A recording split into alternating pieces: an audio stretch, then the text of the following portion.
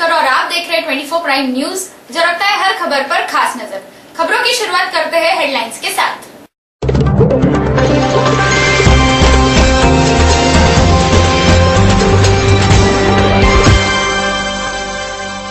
आंध्र प्रदेश में TDP BJP गठबंधन स्थापित, गिलानी के बयान पर मचा बवाल और अपने ही बयान से मुकरे गडकरी। अब समाचार विस्तार से। हुर्रियत कॉन्फ्रेंस के प्रमुख सैयद अली शाह गिलानी ने पत्रकारों से बातचीत करते हुए कहा कि नरेंद्र मोदी के 2 दूत मुझसे मिलने आए थे। सैयद अली शाह गिलानी के मोदी के दूत से जुड़े दावों पर सियासी बवंडर खड़ा हो गया है। अलगाववादी नेता गिलानी ने कश्मीर मुद्दे के समाधान के लिए मोदी की तरफ से दूत भेजे जाने का दावा किया है। दूत भेजे जाने की बात किसी और ने नहीं बल्कि खुद गिलानी ने भारी प्रेस कॉन्फ्रेंस में कही। 22 मार्च को मेरे पास भी नरेंद्र मोदी की तरफ से 2 कश्मीरी पंडित भाई आ गए, तो उन्होंने कहा कि अब नरेंद्र मोदी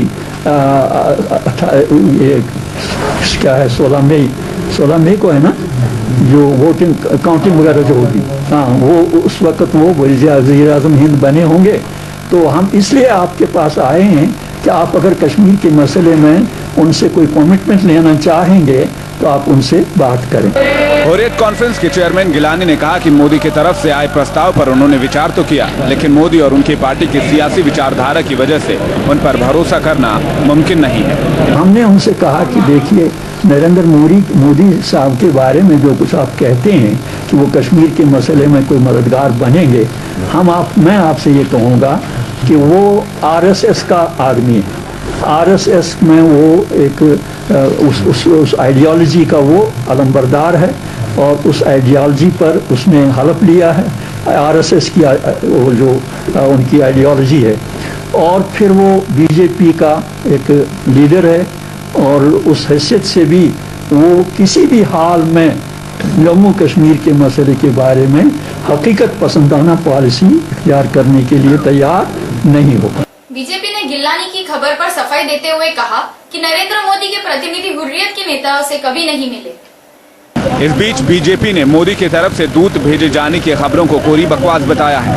खबर मीडिया में आते ही बीजेपी ने प्रेस रिलीज जारी कर इसका खंडन कर दिया। हुर्रियत के जो अलगाववादी नेता श्री गिलानी हैं, उन्होंने दावा किया है कि श्री नरेंद्र मोदी के कुछ तथाकथित प्रतिनिधि उनसे मिले थे कश्मीर के बारे में चर्चा करने के लिए। श्री गिलानी का यह दावा बेबुनियाद, झूठा, प्रायोजित और एक प्रकार से पूर्ण पूर्वाग्रह से ग्रसित है।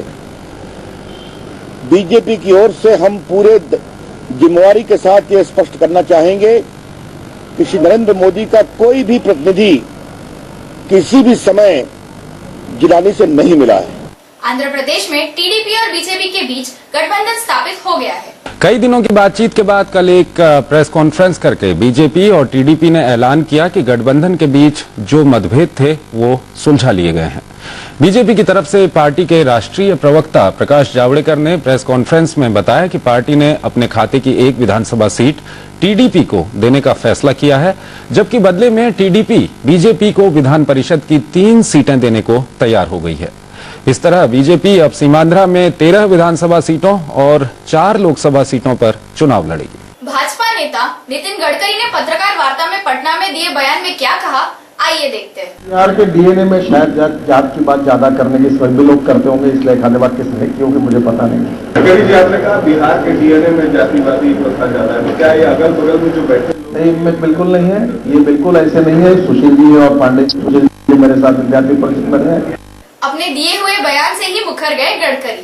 पहली बात तो ऐसे है कि मेरी बात को आपके मुंह से मत कहिए, वो आपका अधिकार नहीं, वो मेरा अधिकार है। मैं कह रहा हूं, बिहार के राजनीति में ज्यादातर राजनीति में जातीयता का और सांप्रदायिकता का, अरे भाई रिकॉर्ड में बिहार के राजनीति के में जातीयवाद का डीएनए है, ये मैंने कहा है। देखो ना, इसमें राजनीति, बिहार की राजनीति का कर, बार बार मैं राजनीति की बात कर रहा हूँ।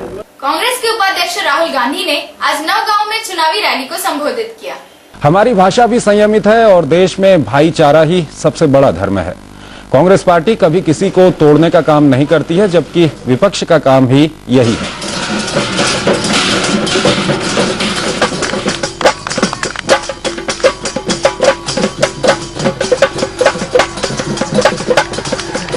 विपक्ष के लोग लोगों को तोड़ते हैं। जैसे अंग्रेज पहले करते थे, हिंदू मुसलमान को लड़ाते थे, वैसे यहां पे आज हिंदुस्तान में बीजेपी के नेता मोदी जी ये काम करते हैं। आते हैं, हिंदू को मुसलमान से लड़ाते हैं, महाराष्ट्र में जाते हैं, महाराष्ट्र के लोगों को उत्तर प्रदेश के लोगों से लड़ाते हैं, कर्नाटक में जाते हैं, महिलाओं की पिटाई करवाते हैं। नहीं भैया, ऐसे मुर्दाबाद मत बोलिए। नहीं, मुर्दाबाद सही नहीं है। देखिए, हमारी प्यार की पार्टी है। राहुल गांधी जहां आसाम के नौगांव में थे, तो वही आसाम में बीजेपी नेता नरेंद्र मोदी ने चुनावी रैली को संबोधित किया। बाप बेटे की सरकार जवाब देती है क्या? माँ बेटे की सरकार जवाब देती है क्या? आप महंगाई से परेशान है कि नहीं है? सरकार ने अपनी चिंता करनी चाहिए, नहीं करनी चाहिए? गरीब के घर में चूल्हा जलना चाहिए, नहीं जलना चाहिए?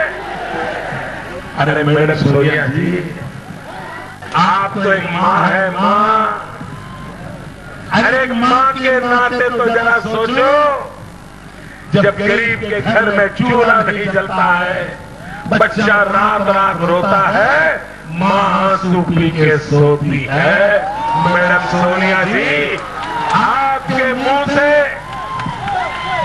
महंगाई के लिए तो शब्द नहीं निकल रहे हैं।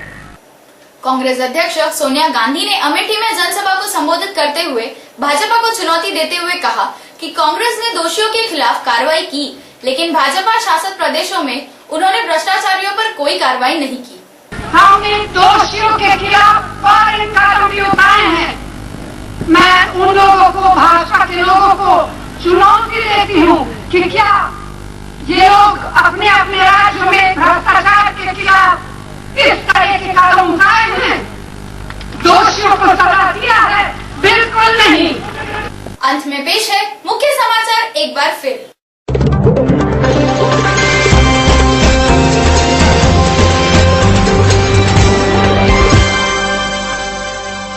आंध्र प्रदेश में टीडीपी बीजेपी गठबंधन स्थापित, गिलानी के बयान पर मचा बवाल और अपने ही बयान से मुकरे गडकरी।